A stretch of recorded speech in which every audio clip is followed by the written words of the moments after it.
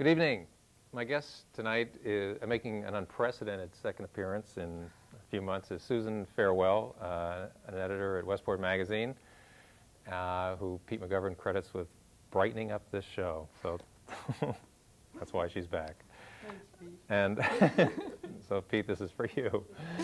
And also with us is are Tyler and Cameron Winklevoss from Greenwich, because this program is about rowing, and an article that Susan wrote about rowing on the Saugatuck in Westport Magazine that's out this month. This month being, what is this month? June.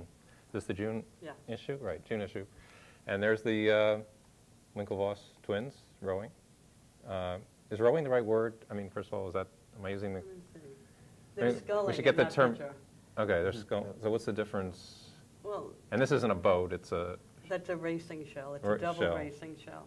And what they're doing here is sculling, which means they're using two oars. And the difference between sculling and sweep rowing is that when you use one oar, that's sweep rowing. And that's when you see crew boats, that's usually crew rowing, sweep rowing at the one oar.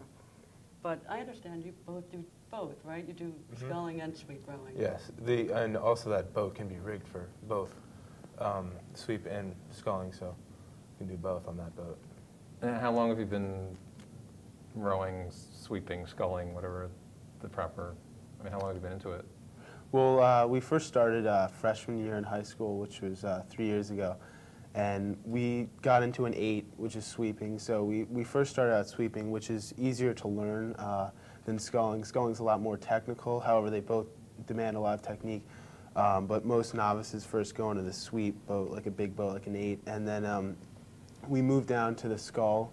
And right there we're in a double. But and during our sophomore year, we worked on sculling, and now we're actually focusing on the pair, which is a two-man boat with one oar, which is sweep. So we're working on that now. And that is the toughest rowing I hear. I do single sculling, and I know that the pair is really the toughest, because if you're not both together, it's really easy to flip. Definitely. Right? I assume you guys started together. I mean, Tyler, yes. I mean, did one of you have an interest first and say, hey, let's do this, or you just, I mean, Well, it was really your mom and dad that introduced you to this sport, Yeah, right? I know your dad told me that story. Right. One of our neighbors right now, he's on the national team, and he was quite a good rower, and he was also quite tall too. And my parents were friends with their parents, obviously, because they were our neighbors, and they decided that it would be a good thing to try out, because we were built similar to him, and he had a lot of success with it. So it made sense to, research and get, see if we liked it. is that the ideal, being tall is a real advantage? It helps, but it's not like, I mean, there are rowers who aren't excessively tall that can succeed in the sport. I mean, it's not completely necessary, but it definitely gives you advantage starting out. For reach, or? Reach.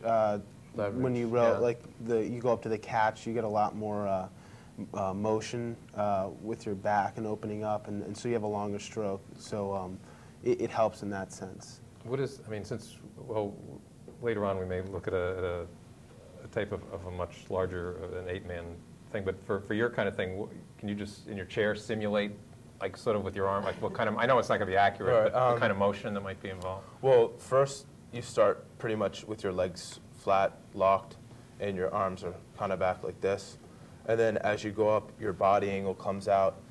And if a sculling, you're going straight up the side and your knees come up, and basically you get crouch position like that, and you kick with your legs first, and then you begin to open your back and your arms come out first. And then if it sweeping, it's the same motion, but it's more of a lean out, because your oar's out there, and the same with the legs and the back. Because both hands are on one. Right, both hands are on one large oar, so. And the more power and kick you have with your legs, the Yeah, I'll show this one. This is the guys in action here. this is they're at the catch there, right? Right, that's a Full catch. compression. What's the catch? What's that mean? That's when you're up at the front of the boat and you're ready. You have your oars kind of, you square them up, and you're right about to put them in the water and then move them through and take a stroke. So. Okay. Even if you're not, small, like not as tall as someone else, you can still compete competitively, and there's still, you know, just as much glory in, you know, winning a lightweight division. There are divisions for you, so you're not like competing against someone who's 6'4", like 200 pounds, you know. Then there's like also Olympic, you know, divisions for lightweights. So anybody can get in the sport and pretty much excel at a high level, because, you know, it's kind of like boxing. If there's like heavyweight division, you know, and there's lightweight, featherweight, and all that kind of division. So I wouldn't like discourage you at all if you weren't, you know, if you thought maybe, oh, I'm not too tall or too strong, because you can get strong, and there's definitely ways to work around your height, you know. So. Yeah. During the spring and the fall, we're mainly, in the summer as well, we're mainly on the water rowing for an hour and a half, 2 hours at a time. And then in the winter, we go inside on the erg machines, ergometers, and they simulate rowing on the water, and they're on a machine, and you go up and back on a slide, and you have a little bar that you pull that's on a chain, and that basically simulates the rowing, and you take erg tests and stuff like that, and you train on that to build up your aerobic capacity. And then there's also weights, of course, which help your overall strength. How many times a week do you go out? Rowing in the water? Or? On the water. Ideally, we'd try to get out maybe 5 to 6 days, depending on school, obviously, you know, and other commitments. But yeah, ideally, you'd want to get out that much, because the more mileage you can get, the faster you're going to get. So, So where do you compete? Needs to be dredged. Have you guys been on the Charles River? Or?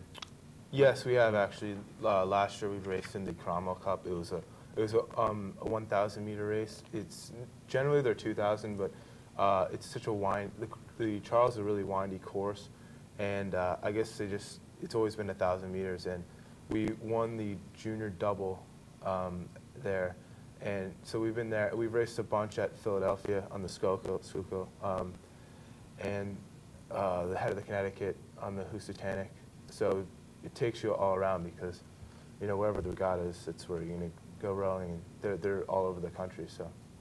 And do you think, or maybe I should ask Susan, obviously the teamwork is essential, either in a two-man or an eight-boat. You know, you want to be in sync and have this whole, you know, collective kind of consciousness about where you're going, what you're doing. But I mean, obviously with twins, be that much greater an advantage, do you think, or do you guys think it's? Well, it gives us.